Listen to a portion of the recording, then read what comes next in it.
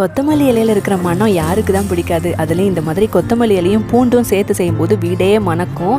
இந்த சாதத்தை செஞ்சு கொடுத்து பாருங்கள், கொண்டா கொண்டான்னு கேட்டு வாங்கி சாப்பிடுவாங்க. இதை பண்ணுறதுக்கு சட்டியில் கொஞ்சமாக எண்ணெய் சேர்த்துக்கிட்டு 1 ஸ்பூன் ஜீரகம், 1 ஸ்பூன் வெள்ளை எள்ளு, 1 ஸ்பூன் மிளகு சேர்த்துக்கிட்டு 10 நாட்டு பூண்டை நல்லா இடித்து சேர்த்துக்கோங்க. வீடே மணக்கும், அந்த அளவுக்கு இருக்கும். அதுக்கப்புறமா காஞ்ச மிளகாவும் பச்சை மிளகாவும் உங்கள் காரத்துக்கு ஏற்ற மாதிரி சேர்த்துக்கிட்டு நல்லா க்ளீன் பண்ணி கட் பண்ணி வச்சுருக்கிற கொத்தமல்லி இலையும் சேர்த்துக்கலாம். கொஞ்சமாக கருவேப்பிலையும் ஆட் பண்ணிக்கோங்க. ஒரு சின்ன துண்டு புளியும் சேர்த்துக்கோங்க.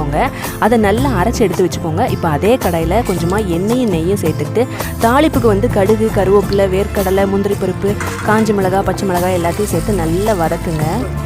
இப்போ அரைச்சி வச்சுருக்கிற அந்த பேஸ்ட்டையும் சேர்த்துக்கிட்டு ரொம்ப ட்ரை ஆகிடும். அதனால ஜாரை கொஞ்சமாக அலசி சேர்த்துக்கிட்டோம்னா அந்த தண்ணியே போதுமானது. இந்த மாதிரி நல்லா சுண்டி வந்ததுக்கப்புறமா வடித்து வச்சுருக்கிற சாதத்தையும் போட்டு உப்பையும் போட்டுட்டு ஃபைனலாக ஒரு 2-3 ஸ்பூன் நெய்யையும் போட்டு நல்லா கிளறி எடுத்தோன்னா சூப்பராக இருக்கும். எப்படி?